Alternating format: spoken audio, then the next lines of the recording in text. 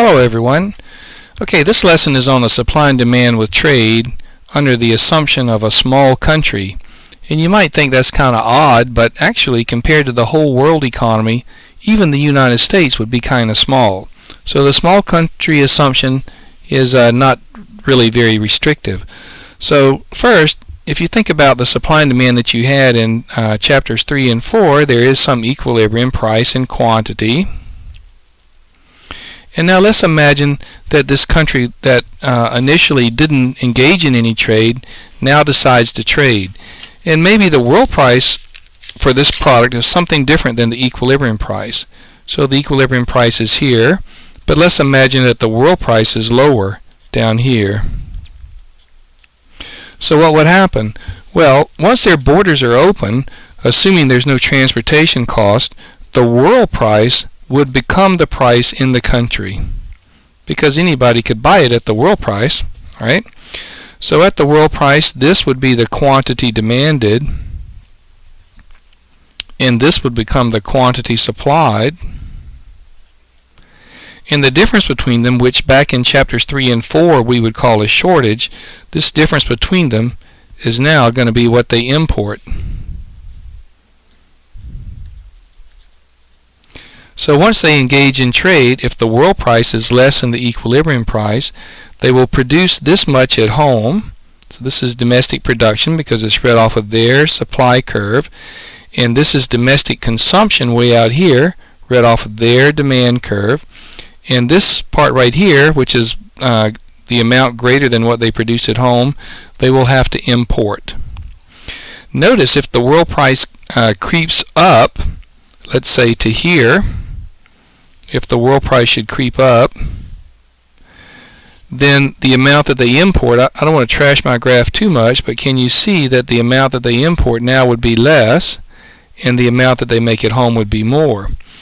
Theoretically, the price of this product doesn't necessarily have to be below the equilibrium price. It could be above it. So imagine what would happen if the price were above, let's say up here. So then once they open their borders to trade, this would be the price in their country, right? And now the price has gone above the equilibrium price, so people in the home country will consume less. It's kind of hard for me to mark because the graph has gotten kind of crowded, but this would be the quantity demanded at this green world price. And then of course at that very attractive price, the producers in the home country would produce a lot. That would be way out here, quantity supplied. And if you notice now that they're only going to consume this amount, but they're going to produce all that, so this part right here would be what they export. You see that? So that's how we incorporate issues about international trade to supply and demand. It's really very simple. The only other thing you might think about is, suppose we were back to this situation here where the price is down here at P World Red, and maybe the people in this country decide to put a tariff, which is a tax on foreign goods, decide to put a tariff on this thing. So you could think of it like this: if they put on a tariff, just because I've already got this line here, let's imagine that this distance right here is a tariff, right? And so this would be the price that they get after the tariff. And then by doing that, of course, they would make more at home, which would be this mark right here. And at this higher price, people at home would buy less, which is this price right here. This little bit right here is how much would be imported after the tariff.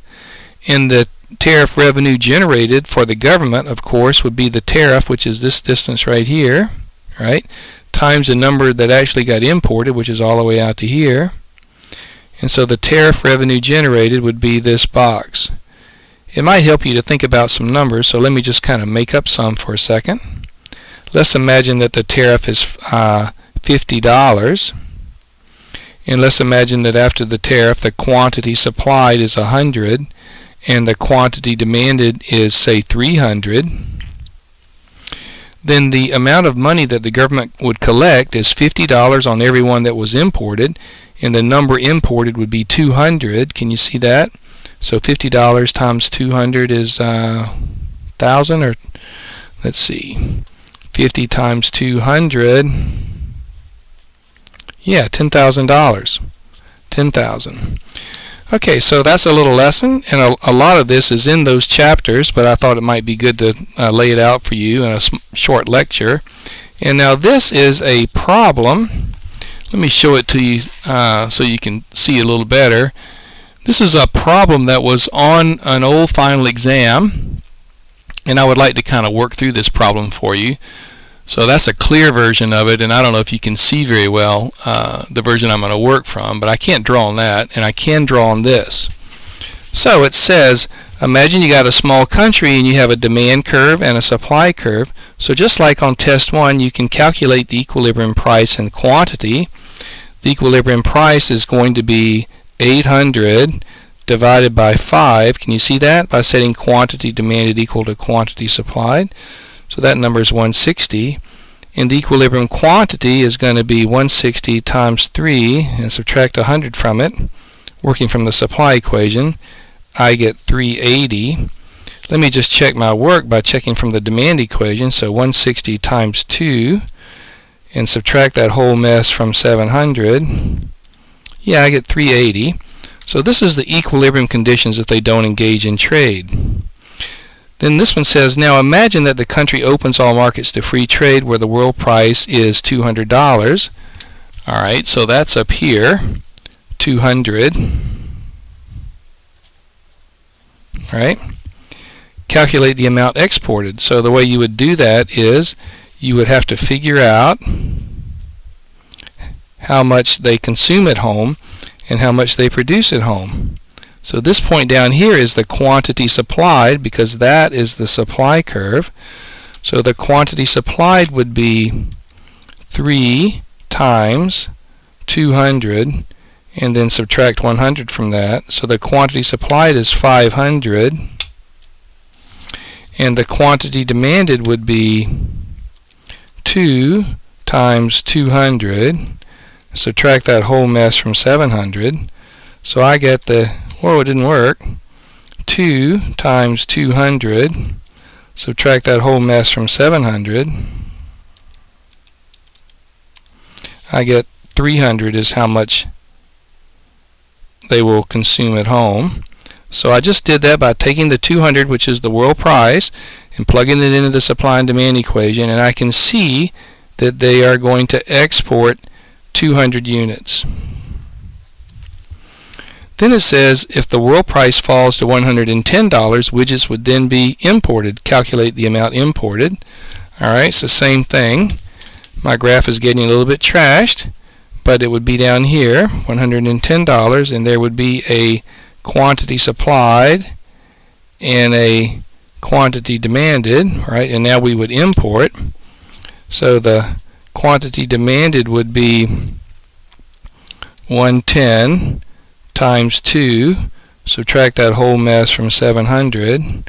So I get the quantity demanded is 480, and the quantity supplied would be 110 times 3 minus 100. I get 230 for that. So it asks how much will be imported. Well, they'll import the difference. So that would be, they will import 250 units. Then it says, given the conditions in number 3, if the country placed a $25 tariff on the imported widgets, how much money would the government calculate? Now some students are going to get this wrong because they're going to think, okay, they're going to get $25 on every one, and there were 250 imported, and they will just say 25 times 250 and get some number. But that'll be incorrect, because can you see that when we place this $25 tariff on there, the price is going to rise to 110 plus 25. The price is going to rise to 135. See that? And so they won't actually import 250 now. They will import something less. So the way you would do that is the quantity demanded would now be 135 times 2. Subtract that whole mess from 700. So I get the quantity demanded now is only 430, and the quantity supplied would be 135, right, times 3, and subtract 100 from that. So I get the quantity supplied is 305. So the amount that they would actually import is 305 taken from 430. So I get that they'll now only import 125 units, right? And the government's going to get $25 on every one from the tariff. So I get that the government would earn $3,125.